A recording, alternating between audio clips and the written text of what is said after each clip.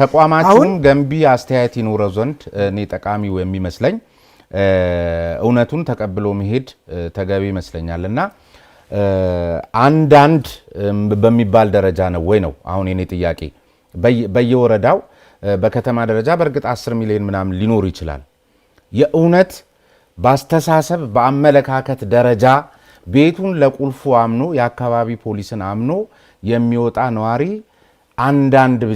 አንዳንድ በሚባል ደረጃ ነው ወይ አብዛኛው ይሄ አይደለም ወይ እንኳንስ ሳይጠራ ተጠርቶስ በፈጣን ሁኔታ ተደራሽ ሊሆን የሚችል ፖሊስስ አሁን አለ ወይ እንደውም አንዳንድ ጊዜ በብዛት እንደምናየው የበዙ አደባባዮች ላይ በስፋት አብረው ተሰብስበው ቁጭ ያሉ ሲያወጉ የምንመለከትበት እንጂ እርሶ በሚሉት ስምሪት ደረጃ ተሰባጥረው በየሰፈሩ ያለውን ሁኔታ በምግባር የሚከታተሉበትና የሚቆጣጠሩበት ሁኔታም በጣም እየላላና እየተዳከመ ነው ለዚህ ነው ወይም ደግሞ ቀደም ሲልም እንዳነሳ ነው በታክቲክ በቴክኒክ ፖሊስን የበለጠ የማፊያ ቡድን እዚህ ከተማ ላይ ተንሰራፍቷል ብሎ መውሰድ ካስፈለገ ወይ እሱን መውሰድ እንጂ በቃ እኮ በየቀኑ ቦርሳውን ሳይነጠቅ ሞባይሉን ሳይነጠቅ በተለያየ መልኩ ብቻ ሳይጭበረበር የሚገባ ሰው ይሄን ያህል ጥቂት በሚባል ደረጃ ሊገለጽ ይችላል ወይ ኮሚሽነር? እሺ አንዳንድ ያልኩት እንግዲህ ሁሉም ስላልሆነ ነው። ሁሉም አይደለም ሁሉም ላይ ነው ቅድም ያልኩት ግን አንዳንድም አይደለም እኔ አንዳንድ አሁን ሁሉም እንዳልሆነማ ምንም ጥያቄ የለውም ምክንያቱም ሁሉም ስላልሆነ ነው እኮ እየኖርን ያለ ነው አነሰም በዛ እኔና እርሶም እዚህ የተገናኘ ነው ሁሉም ስላልሆኑ ደህንነታችንን ፖሊሶች እየጠበቁልን ስለሆነ ነው ይኸው ሰርተን እኮ ተገናኘን ግን ደግሞ አንዳንድስ በሚባል ነው ወይ አሁን እንግዲህ ቅድም ያልኩት ፖሊሱ ወንጀሉ በመሰራቱ በጣም ከማንም ጋር ይንገበገባል ይቆጫል ያልኩት ያ መንገብገብና ያ ቁጭት ወደ ተግባር ነው የሚያስገባው ወደ ተግባር ቁጭቱ እስከምን ይደርሳል ለምን አልተከላከልኩም ነው የሚለው ስለዚህ ቀጣይ ወንጀሎች እንዳይፈጸሙ የመከላከል ስትራቴጂዎቹን ደጋግሞ ፈትሾ የቁጥጥር ስትራቴጂዎቹንና ዘዴዎቹን ፈትሾ የማስተካከል ስራዎችን ይሰራል በተሰራ ወንጀል ደግሞ የትም ገብቶ አንዳንዱ የምርመራ ውጤቶች እኮ ብዙ ይፋ አይሆኑም እንጂ ኢትዮጵያ ውስጥ የተሰሩ እንደው ሙሉ በቴክኖሎጂ ባልተደገፈበት እንደዚህ አይነት በጣም ሶፊስቲኬትድ የሆነ ወንጀል ምንም ፍንጭ የሌለው ወንጀል አዲስ አበባ ውስጥ በአዲስ አበባ መርማሪዎችና ክትትሎች ተመርምሮ ወጣ እንደሚያስብሉ ድንቅ የምርመራ እዛ ደረጃ የሚደርሱ ስራዎች ይሰራሉ ይሄን ሲሰራ እንግዲህ ህዝቡ እያየው ነው የሚሰራው ግድያ ይሁን ዘረፋ ይሁን ምን ይሁን እያንዳንዱን ወንጀለኞች ወይ ተጠርጣሪዎችን በመንይዝበት የማስመራ ስራ እንሰራለን ህዝቡ ወጥቶ ይደግፋል መረጃ ይሰጣል ምስክር ይሆናል ይሄ በግልጽ የሚታይ ስለሆነ ነው ስለዚህ አብዛኛው ስራ ውጤታማ ነው ይሄ ባይሆን ኖሮ ከተማችን እንደዚህ ሰላሟ የተረጋጋ እና ሰው እንደፈለገ ወጥቶ የሚገባበት ከተማ አትሆንም ወደ ፖሊሶቻችን ስንመጣ ከአቅም በላይ ነው የሚሰሩት ከአቅም በላይ ከተሰጣቸው ኃላፊነት 8 ሰዓት ይሰራ ነበር ሺፍቶች ሲታጠፉ 16 ሰዓት አንዳንዴም ሁኔታዎች ሲከፉ 24 ሰዓት ይሰራል ፖሊሱ 24 ሰዓት በሚሰራበት ለሻይ አያርፍም ምናልባት ለምሳ ትንሽ ጊዜ ወጣ ብሎ ይመለሳል በተረጋጋበት ማለት ምናልባት ሰዓቶቹን ያቃል ፖሊሱ 9 ሰዓት ላይ ያኔ ያክል ሰራተኛው ምናምን የሌለበትና ወንጀለኞችም ወንጀሉም የማይበዛበት ብሎ በዛች ኤሪያ ማለት ነው የሚገባበት እንትን የሚልበት እቺ 2-3 ሆኖ የሚያወራበት የሚቀልድበት እረፍቷ ነች በህይወቱ ውስጥ ወይ በ24 ሰዓት እረፍቷ ነች እየተዝናና ወይ ቸልተኛ ሆኖ አይደለም 24 ሰዓት ላይ ስራ ሆኖ 5 እና 15 ደቂቃ እንግዲህ የሆነ ሞራል መሰጣጣት የተሰራውንም ወንጀል ገጠመኞቹንም ሲያወራ ከውጪ በመኪና ሽው ብሎ ለሚያልፈው ሰው እዛ ጋር ሞባይል ይቀማል እዚህ ጋር ያወራል ብሎ ሊያስብ ይችላል ግን አይደለም ይሄ ፖሊሱ ውጥረት ተወጣጥሮ 24 ሰዓት እየሰራ ስለሆነ ነው ስለዚህ ይሄ የከተማው ስፋት ሁሉም ነገርና የፖሊሱን ለማመጣጠን የከተማው አስተዳደሩ ፖሊስ ኮሚሽኑ እየሰራ ቢሆንም በቂ ስላልሆነ በዛ ደረጃ የሚገለጹ ናቸው እዚህ ውስጥ አሁንም አንዳንድ ሚሊዮን መምጣት ስለማይቀር አንዳንድ ቸልተኛ ፖሊሶች አሉ ኃላፊነታቸውን የማይወጡ ያን ከህዝቡ በሚደርሰን ጥቆማ ራሳችንም በራሳችን ክትትል በቁጥጥር በመናገኘው ደርሰንበት በዲሲፕሊን ከማስጠየቅ እንግዲህ 2014 ብቻ 238 የፖሊስ አባላትን አመራሪን ጨምሮ ከስራ እንዲወገድና በህግ እንዲጠየቅ አድርገናል ይሄ ቀላል ቁጥር አይደለም እነዚህ እንግዲህ አመራሮችና አባሎች ይሄን ስራ ኃላፊነታቸውን ያልተወጡና አንዳንዱ ወጣ ባለ ሁኔታ ፖሊስ ዲሲፕሊን በሚያፈነግጥ መልኩ የተለየ ጥፋት ይፈጽሙ። አሁን አንዳንድ ፖሊሶችም እኮ እንደ ፖሊስም ሰው ነው፣ የማህበረሰቡ አካል ነው። አንዳንድ ፖሊሶችም እኮ ሲያነሱ የምንሰማቸው ነገሮች አሉ። በጅምላ ሰበብ ተፈልጎ እንጂ ይሄን ያህል ፖሊስስ በእርግጥ እርሶ የሚሉትን የዲሲፕሊን ጥፋት አድርሶ ነው ሁሉም የተባረረው? ምናልባት ከሌላ ከፖለቲካ ወገንተኝነት ጋር ተያይዞስ የተባረረ የለም? በዚህ ደረጃ ፖሊሶችም ስለሚያነሱ ምክንያቱም በዚህ ደረጃ ቀደም ሲል እርሶ በጠቀሱት ልክ ለህብረተሰቡ የሚንገበገብ ፖሊስ ቀደም ሲል ባለፈው አንድ ንፋስ ስልክ ላፍቶ ክፍለ ከተማ ላይ አንዲትን ሴት የልጅ እናት በዚያ ደረጃ ሲያገላብጧት ተመልክተን ተቋማችሁም በርካታ ንጹሃን ፖሊሶችም ተቆጭተው ሳያበቁ አንድ ህፃን ተማሪን ደግሞ ለሁለት የሚጠልዙና በዱላ የሚያራውጡ ፖሊሶችም የተመለከትንበት ከተማ ነውና እሱን የሚያይ ሰው ለህብረተሰቡ የሚንገበገብ የሚጨነቅ ፖሊስ አለኝ ብሎ ያስባል ወይ? አሁን እርሶ በሚሉት ልክ ያስባል። ለምን ያስባል? ያንን ፖሊስም ንፋስ ስልክ ላይም ጉለሌ ላይም ምናልባት ሌሎችም ካሜራ ያላገኛቸው እኛም ብቻ የደረስንበትና ያስቀጣናቸው ሰዎችን ያስነዋሪ አስነዋሪ ስራ ከፖሊስ ፕሮፌሽን ከፖሊስ ዲሲፕሊን ወጣ ያለ ጥፋት ሲፈጽሙ ያያቸውን ይኮንናቸዋል። የዛኑ ያህል ቤት ተቃጥሎ እናት ወይ ደግሞ ዘመድ ልጆችን ከእሳቱ ለማምለጥ ልጆችን ቤት ውስጥ ጥሎ ሲሮጥ ፖሊስ ልጆቹን ወይ ንብረቱን ለማዳን እሳቱ ሲገባ ደግሞ ያያል። ይሄን ያየ ህብረተሰብ በተአምር ከፖሊሱ ጋር ሆድና ጀርባ ሊሆን አይችልም። በየአካባቢው ያንን ጥፋት ሲያጠፋ ባየው አይኑ ማአት ፖሊሶችን ደግሞ መስዋዕትነት ከፍሎ ወንጀልን ሲከላከሉ ለህብረተሰቡ ትላልቅ ነገር ሲሰሩ ስለሚያይ ለምን የፖሊስ ስራ ህብረተሰቡ ስለሆነ ምንም ሚስጥርነት የለውም። እያንዳንዱ እንቅስቃሴ ሌብነታውም ካለች ህብረተሰቡ ያውቃል። ጥሩ ነገሩም መስዋዕትነት ተከፍሎ ወንጀል መከላከሉ መመርመሩም ላይ የሚሰራውን ህብረተሰቡ ያውቃል። ስለዚህ ይሄ ስላለ እነዚህ ነገሮች ሆድና ጀርባ አድርጋቸው ለምን አታሳዩንም? እሺ ለምሳሌ አንድ ሰው ፖሊስ አሁን ለምሳሌ ቀደም ሲል የጠቀሱት አካል ልክ ነው ተመልክተናል። እሳት ውስጥ ሲገባ ሲቃጠል መስዋዕትነት ሲከፍል በወሮ በሎች በጩቤ ሲወጋ በሽጉጥ ሲመታ ሲፈነከት ትልልቅ ህዝባዊ ሰልፎች ላይ ፖሊስ መከራ ሲበላ አይተን እናውቃለን። ታሳዩናላችሁ። ፖሊስ ደግሞ በተመሳሳይ መልክ ቀደም ሲል እርሶ እንዳሉት በማህበረሰቡ ካሜራ ውስጥ እስካልገባ ድረስ አረመኔያዊ ሊባል የሚችል ድርጊት ሲፈጽምና መከራ ሲያበላ ግን ምናልባት ወይ እዛው ከኃላፊነቱ ታነሱታላችሁ ወይ የራሳችሁን የዲሲፕሊን እርምጃ ተወስዱ እንደሆን ካልሆነ በስተቀር ሌላውም የጸጥታ መዋቅር እንዲማርበት ከአዲስ አበባም ተርፎ ለሌሎች ክልሎችም ትምህርት ይሆን ዘንድ አታሳዩንም? ወይም የህዝብ ግንኙነት ስራችሁ ላይ ደካማ ናችሁ ወይም ለራሳችሁ ስትቆርሱ ሳታሳንሱ ነው? እንግዲህ የምናሳያቸው አለ። ትላልቁ ነገር ግን የኛ ትኩረት እረፍት አልባ ስራ አለ። ፋታ የማይሰጡ ስራዎች አሉ። አዳዲስ ወንጀሎች በየጊዜው ይሰራሉ። ሳይሰሩ እንዴት ልቅደም የሚል ነገሮች ብቻ ላይ ፖሊሱ ትኩረት አድርጎ ነው። የህዝብ ግንኙነታችን እነዚህ ነገሮች ያጋልጣል፣ ሁሉንም ለህዝብ ጋር ያደርሳል፣ ጠንካራ ነው ብዬ ለመናገር አይደለም። የሚቀሩ ነገሮች አሉ። ያንም እናደራጃለን። ዋና ስራ አድርገን ስለማንቆጥረው ዋና ስራችን ሊፈጸም የነበረውን ወንጀል ብቻ ለማስቀረት ተሰርቶ ሲገኝ ደግሞ የህግ የበላይነት መረጋገጥ ስላለበት የገባንበት ገብተን ፈጻሚውን ከማወቅ አንስቶ በፈጸመው ወንጀል ላይ በቂ ማስረጃ ፍርድ ቤትን ዳኛን በእርግጠኝነት ማሳመን የሚችል ማስረጃ ሰብስበን ተጠርጣሪውን ካለበት ይዘን ለፍርድ የማቅረቡ ስራ ላይ መጠመዱ ስላለ ያጠፋውን ፖሊስ ወጣ ያለውን እናቀርባለን። ሁሉንም ግን እንትን ለማለት እያቀረብን አይደለም። ግን በእያንዳንዱ በየዕለቱ በየሳምንቱ በየወሩ በተለያየ ጊዜ በሚኖረን መድረክ ላይ ለአባሎቻችን ለአመራሩ እንዲህ አይነት ፖሊስ እንዲህ አይነት ጥፋት እየፈጸመ ነው፣ እንዴት ሾልኮ ወደ ፖሊስ ተቀላቀለ፣ ከማሰልጠኛ እንዴት ወጣ፣ ከዛ በኋላስ በስራ ላይ እያለ እንዴት አልደረስንበትም በሚል ቅድም ባልኩት ስለ ወንጀሉና ስለ ወንጀለኞች በምንቆጨው ደረጃ ከዛ በበለጠ የሌሎችን ጠንካራ አባላትና አመራሮች ስም ስለሚያጎድፍ የመስሪያ ቤቱንም ስለሚያጎድፍ በዛ ቁጭት ለህግ የምናቀርባቸው አባሎች ጠንከር ያለ እርምጃ ነው የምንወስደው።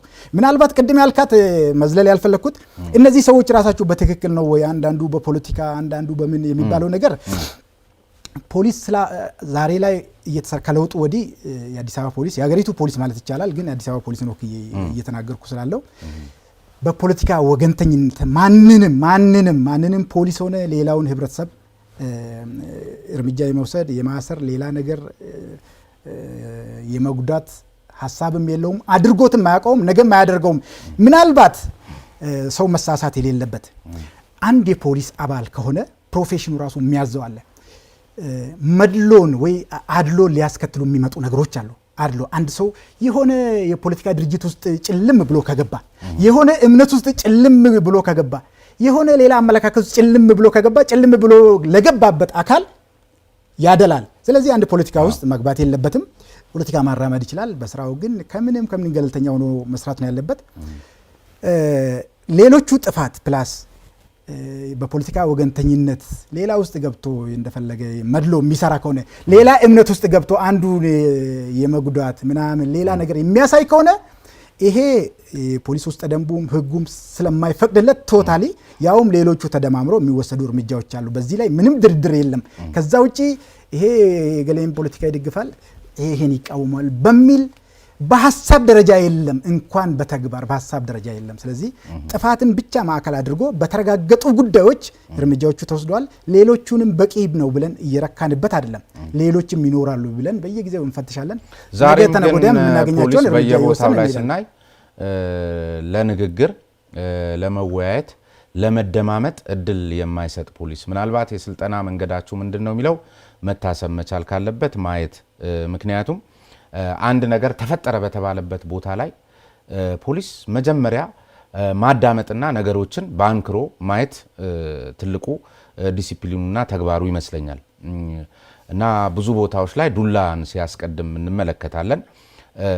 ዱላን ማስቀደሙ ሳያንስ ደግሞ ተው የሚልን ሶስተኛ ወገን አካል እዚህ አካባቢ ላይ ከተገኘ እሱንም አብሮ አንዳንድ ቦታዎች ላይ እኔ አሁን ይሄንን ስል ዝም ብሎ ለማጋነን አይደለም፣ ገጥሞኝ ስለሚያውቅ ስለ እውነት ለመናገር አይቼም ስለማውቅ ምንድነው ጉዳዩ ብሎ ለመዳኘትና ሐሳቡን ሼር ለማድረግ ያሰበን አካል ፍስፍስ አድርገው አስገብተው እዛ ወስደው የማሸት ነገር፣ ከዚያ ደግሞ ይሄን ግብግብ በሞባይላቸው አስቀርተው ለህዝብ ይፋ ለማድረግ የሚጥሩ አካላት ከታዩ አለቀላቸው። እነሱም የሚመቱበት ሞባይላቸው የሚሰባበርበት እንደዚህ አይነት ነገሮች። ይሄን መረጃ የላችሁም አታቁትም፣ ይሄ እውነት አይደለም፣ ብዙ ቦታ ላይ አይስተዋልም። ለምንድን ነው ፖሊስ ዱላ የሚያስቀድመው? ለምን መጀመሪያ አይነጋገርም? እንግዲህ ፖሊሱ ከስልጠና ጀምሮ በስራ ስምሪት ሲደረግ እያንዳንዱ ስምሪት ወስዶ ሲሄድ ኦሪንቴሽን ወስዶ ነው የሚሰማራው። ኦሪንቴሽኑ ላይ እነዚህ ነገሮች ይካተታሉ። ኦሪንቴሽኑ ብቻ ሳይሆን በስምሪት ካርድ አለ፣ የተሰማራበት ቦታ ይታወቃል። እዛ ላይ ቁጥጥርም ሲደረግ እያንዳንዱ በምን አይነት መልኩ ነው እያገለገለ ያለው፣ መንግስትን አትራፊ እያደረገ ነው አይደለም፣ መስሪያ ቤቱን አትራፊ እያደረገ ነው አይደለም፣ ህዝቡን እየጠበቀ ነው አይደለም፣ አላማውን እያሳካ ነው የመንግስትን የህጉን አላማ የሚለው ነገር በደንብ ይገመገማል። እዚህ ውስጥ ስህተቶቹ ይታያሉ አሉ። ስህተቶቹ እንዲፈጥሩ የሚያደርጉ ደግሞ ነገሮች አሉ። አንዳንዱ ፖሊሱ ራሱ ቅድም ባልኩት ብቃት ስለሌለው ወይ ደግሞ አላማው ራሱ የፖሊስን ፕሮፌሽን በጣም ሙያውን ታጥቆ ህግን ለማስከበር በብቃት ከመንቀሳቀስ ይልቅ ሾልኮ ገብቶ ለተለያየ ነገር የሚጋለጥ ሰው ይኖራል። እሱ የደረስንበት አለ፣ እርምጃ የወሰድነው ያልደረስንበት እንደሚኖር ታሳቢ ይደረጋል፣ ይቀጥላል ስራው። ከዛ ውጭ ያሉት ነገር ደግሞ ሁኔታዎች ራሳቸው ፖሊሱን ለሆነ ነገር ያጋልጡታል፣ ለስህተት ያጋልጡታል። ለምሳሌ ፖሊሱን በጣም እንግዲህ በተለይ ወደኋላ መለስ ብለን ስንሄድ የተለያየ በዓላት አሉ፣ ሰልፎች አሉ፣ ብዙ ኩነቶች አሉ፣ እጅግ በጣም ሰፊ። እነዛን ፖሊሱ እባካችሁ ብሎ በመለመን ብዙ ሰዓት የፈጀበትን ፖሊሱን የማንጓጠጥ የመሳደብ አልፎ ሌሎቹን የመጉዳት አንዳንዱ መሳሪያ ለመቀመጥ ብዙ ነገሮች አሉ። እዛ ውስጥ ደግሞ ሆን ብሎ ወንጀል ለመስራት ግርግሩ ሲነሳ፣ ወከባ ሲነሳ እዛች ውስጥ ለመዝረፍ ለመስረቅ የሚመቻቹ ሰዎች አሉ። ስለዚህ ፖሊሱን በጣም በብስጭት ውስጥ ገብቶ መጨረሻ ሲሆንበት እንደው ዱላ የሚያነሳ ፖሊስ አለ። ግን የሚያየው ሰው በቦታው ላይ አልነበረም። የሚያየው ግርግር በተፈጠረባቸው ቦታዎች ላይ ህዝብ በሚሰበሰባቸው ቦታዎች ላይ በተለያየ መልኩ እኛም እንደ ህብረተሰብ ተሳታፊ ስንሆን የምናስተውላቸው ነገሮች አሉ። ሲጀመር ጉዳዩን ሳይሰማ ዱላን መርህ አድርጎ የሚሰራ ፖሊስ የለም ነው የሚሉት? ዱላን መርህ አድርጎ የሚሰራ ፖሊስ የለም። ጥፋት ውስጥ የለም። ግን ጥፋት ውስጥ የሚገኙ ብስለት የሌለው እኔ ፖሊስ ነኝ ብሎ እንግዲህ በደንብ መነሻዎቹ የብቃት ችግር ሊኖር ይችላል። ቀደም ሲል ራሱ ደግሞ ሆን ብሎ መንግስትና ህዝብን በዚህ ማጋጨት እችላለሁ ብሎ የሚያስብ ዝም ብሎ ምንም ሳይ ዱላ የሚሰነዝር ይኖራል። እነዚህ ሰዎች እንደዚህ አይነት ፖሊሶችን በፍትሃዊ ስርጭት ይመስል እውነት ለመናገር መንግስትና ህዝብን ለማራራቅ ቀደም ሲል አሁንም አንድ እንዳይዘነጋብኝ የምሻው ነገር ሁሉም ፖሊሶች እያልን አይደለም። በርካታ ጨዋና ህዝባዊ ውግንና ያላቸው ለሙያቸው ያደሩ የጸጥታ አካላት አሉ። ያም ሆኖ ግን አሁንም ደግሞ እንደርሶ አንዳንድ በሚል ደግሞ ማሳነስስ ተገቢ ነው ወይ? በፍትሃዊ ስርጭት ነው እንዴ? ምን ማለት ነው? በየቦታው ላይ በየቀበሌው በየወረዳው በየሰፈሩ የሚጀልጥ ፖሊስ በሞላበት አግባብ መንግስትና ህዝብን ለማለያየት የሚሹ አንዳንድ ፖሊሶች በሚል መውሰድ ልክ ነው? ይሄ ትክክል ነው። አሁንም ነገም ተነጎዳም ይሄ እኮ ትዝብት ነው። ቅድም ያልኩት እኮ እና መንግስትና ህዝብን የሚያለያዩ በየሰፈሩ የሚገኙ ፖሊሶችን ለቅማችሁ ቦታቸውን ማስያዝ እንጂ ይሄ እኮ እንደው ድንገት ከለታት አንድ ቀን በአመት አንዴ የሚታይ ተግባር አይደለም። የፖሊስና የዱላ ነገር የዕለት ተዕለት የየመንደሩ ውሎና ታሪክ ነው ነው ምሉት። ይሄ የየመንደሩ ውሎና ታሪክ ሳይሆን ፖሊሱ ደካማዋ እናት እንዳትነጠቅ፣ ደካማው ሰው ወንጀል እንዳይደረግበት ከወንጀለኞች ከተደራጁ ወንጀለኞች ከጋንግስተሮች እየተናነቀ እየተደበደበ በጣም ጉዳት እየደረሰበት አንዳንዴም የህይወት መስዋዕትነት እየከፈለ 24 ሰዓት እየሰራ ህዝቡን የማዳን ስራ እየሰራ እንጂ በየመንገዱ በየሰፈሩ ተደራጅቶ ፖሊስ ህዝቡን የሚጀልጥ የለም። አሁንም አንድ ሊሆን ይችላል፣ ሁለት ሊሆን ይችላል፣ ሶስት ሊሆን ይችላል። ለዛ ጉዳይ የዳረጋቸው የራሱ ምክንያቶች ሊሆኑ ይችላሉ። ተደብዳቢው ራሱ ፖሊሱን ደብድቦት የሆነ በጣም ከአቅም በላይ ብስጭት ውስጥ ራሱን መቆጣጠር የማይችልበት ቦታ አድርሶት ሊሆን ይችላል። አንዳንዱ ደግሞ ከብቃት ማነስ፣ ከዲሲፕሊን ጉድለት እኔ ህዝብና ፖሊስና ህብረተሰብ ከሚቃቃር ህዝብና መንግስት ከሚቃቃር እኔ ብሞት ይሻለኛል ብሎ መስዋዕትነት የሚከፍለው እንዳለ ሆኖ ምን አገባኝ በሚል በጣም ጥቂት የሆኑ ሰዎች ይህንን ወንጀል ወይ ደግሞ ጥፋት ይፈጽማሉ ፖሊሶች። እነዚህ ግን ይህን ሁሉ ስራ የሚሰሩትን ሰዎች ስለማይወክል በየመንደሩ በየሰፈሩ ተብሎ ሊገለጽ አይችልም። በጣም ቁጥራቸው ጥቂት ነው። ጥቂቶቹንም ደርሰንበት እርምጃ ወስደንባቸዋል። ቀሪዎቹንም በተለያየ መልክ በጥቆማ የሚይዙን በራሳችን ክትትል ስንደርስበት እርምጃ መውሰዱ ይቀጥላል። አላማችን ሙሉ በሙሉ ለህዝብ ሟች የሆነ የህዝብ አገልጋይ ንጹህ በቃ ምንም የማይወጣለት ፖሊስ እስኪፈጠር ድረስ ይሄ የመንግስትም አላማ ነው፣ የፖሊስ ኮሚሽናችን እኔ ምለው ኮሚሽነር። ስለዚህ በዚህ ደረጃ ይሄ ከሆነ ግን አሁን እኮ እዚህ ከተማ ላይ አዲስ አበባ ከተማ ላይ ሌቦችን ማባበልንና ለሌቦች መሽቆጥቆጥን ማህበረሰቡ እንደ አማራጭ የወሰደበት ሁኔታ ይታያል። ለፖሊስ ከማመልከት ይልቅ ተደራድሮ የተሰረቀውን ዕቃ ከፍሎ ማስመለስን እንደ አማራጭ የወሰደበት ከተማ መሆኑን መቼም ይህንንም ጥቂት በሚል አይገልጹልኝም። ስለዚህ ሰዎች እንደዚህ አይነት ነገሮችን እንደ አማራጭ መጠቀም እኮ ሲጀምሩ የጸጥታ መዋቅሩ ምን ሆኗል ማለት ነው? ሎጂካሊ እየተዳከመ ነው የሚል አስተሳሰብ እየሰረጸ ነው የሚል ነገር ይነሳልና ግምገማችሁ የተሳሳተ ከሆነ ወደፊትም በመዘናጋት ለሌላ ለበለጠ ጥፋት ከምንዳረግ ይልቅ አምኖ ተቀብሎ መስራትን ማስቀደም አይሻልም ወይ? ማን ነው ዛሬ ተሰርቆ እስኪ ከተሰረቁ በየዕለቱ ከተሰረቁ አካላት ወደ እናንተ የሚመጣው ይብሳል ወይስ ተደራድሮ ንብረቱን የሚያስመልሰው ይብሳል? ወደኛ የሚመጣው ነው የሚብሰው። በርካታ ሰዎች ይመጣሉ ወደኛ፣ የሚመለስላቸው አለ፣ ጊዜ የሚፈጃል። ወዲያው ተይዞ እጅ ከፍንጅ ከመያዝ አንስቶ እቃውን ወዲያውኑ ከማስመለስ አንስቶ እንግዲህ እንደ ወንጀሉ ያሰራር እንትን አስቸጋሪነት ጊዜ ወስዶ ወንጀለኛውን ወይ ተጠርጣሪውን አግኝቶ ንብረቱን የማስመለስ ስራዎች ይሰራሉ። ይሄ ሲሰራ ፖሊሱ ሁሉንም ማዳረስ ስለማይችል እነዚህ ስራዎች ይሰራሉ፣ እነዚህ ስህተቶች ይፈጠራሉ። ይሄ ግን የጸጥታ አስከባሪው ጉልበት ተዳክሟል አያሰኝም። ለምን ወደ ሌላው ግልጽ ነገር መነጋገር ካለብን የፖሊሱን ጥረት ህዝቡም እያየው ነው። ይህን የሚታይ ነገር ዝም ብሎ ማድበስበስ አይቻልም። የሌለን ነገር አልናገርም። ግምገማችን ደግሞ በአካል ወርደን መድረክ ላይ አዳራሽ ብቻ አይደለም። አዳራሽ ውጪ ላይ ያየነውን ስህተቶች የምንገመግምበትና የምናስተካክልበት ስልጠናዎችን የምንሰጥበት ነው። ወርደን እያየን ነው። ፖሊሱ በጣም እየሰራ ነው። ስለዚህ ጋፖች አሉ። ጋፖቹን ለመዝጋት በሰው ኃይልም ሁሉም ነገር ስራዎች እየተሰሩ ነው። ነገር ግን አሁን ያነሳው ጥቆማዎች እኛ ጋርም ይደርሳሉ። ሄዶ ፖሊስ ጋር አመልክቶ ከማስመለስ ፎኪውን ከማስመለስ ይልቅ ከሌባ ጋር ተደራዶ የሚመልሳል። ይሄ ግልጽ ነው። ይሄ ሁለቱም ጋር ነው። አንደኛ ቶሎ ስለማን እንግዲህ የፍትህ ሂደቱ ራሱ ፖሊስ ይዞ መርምሮ አስቀጥቶ ኤግዚቢቱን አስወስኖ የሆነ ትንሽ ሪፎርም የሚፈልጉ ነገሮች አሉ። ትንሽ ዲሊያንስ አለው። በሁለተኛ ደረጃ ዜጋው ራሱ የተሰረቀው ዛሬ እኔ ተሰርቄያለሁ፣ ነገ ሌላ ሰው እንዳይሰረቅ፣ እኔም ነገ ተደግሜ እንዳልሰረቅ በገንዘብ መደራደር የለብኝም። ሄጄ ጥቆማ ሰጥቼ ለፖሊስ ምስክርነት ቃሌን ሰጥቼ 2 ቀንም ቢያመላልሰኝ ፍርድ ቤት ፖሊስም ቢያመላልሰኝ እስከ መጨረሻው የራሴን የዜግነት ድርሻዬን ተወጥቼ ህግ እንዲከበር ኃላፊነቴን እወጣለሁ ብሎ የማያምኑ ሰዎች ገና 2 ቀን ፖሊስ ጋር ከመመላለስ 3ኛ አቃቢ ህግ ጋር 4ኛ ፍርድ ቤት ከመመላለስ በ500 ብር በገዛ ይሻላል ብሎ የሚያስቡ ይኖራሉ። ጥቆማዎችም ይደርሳሉ። ይህንን ጥቆማም ይዘን እኛ ራሳችን ይሄ ነገር ለምን ይፈጠራል ብለን ኦፕሬሽኖችን ሰርተን በርካታ እቃዎችን እያስመለስንበት ነገር አለ። ስለዚህ ይሄ ችግር ለፖሊሱ ብቻ መሰጠት የለበትም። ወንጀልን መከላከል ያለ በቃ እያንዳንዱ ሰው ለራሱ ሲል ባይደርስበትም ነገ ይደርስበታል።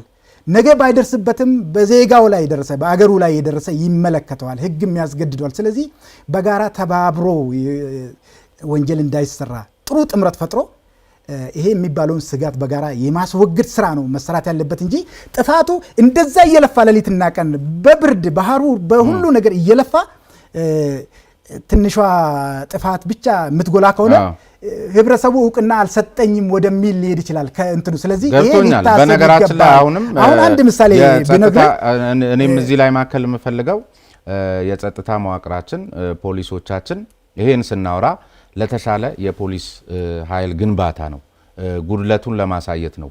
የሚባለውን የሚሰማውን የሚታየውን በተጨባጭ መረጃዎችም ተደግፎ የመጡ ወደ በኋላም ላይ አንዳንድ ማስረጃዎች እያሳዩት የሚመልሱበት ሁኔታ አለና ከዚህ አኳያ ነው። ግን ደግሞ ነገሩን እርሶ በሚሉኝ ልክ ደግሞ አቅልሎስ ማየት ተገቢ ነው ወይ? እዚሁ ላይ አያይዘው እንዲመልሱ አንድ ምሳሌ ልስጡት።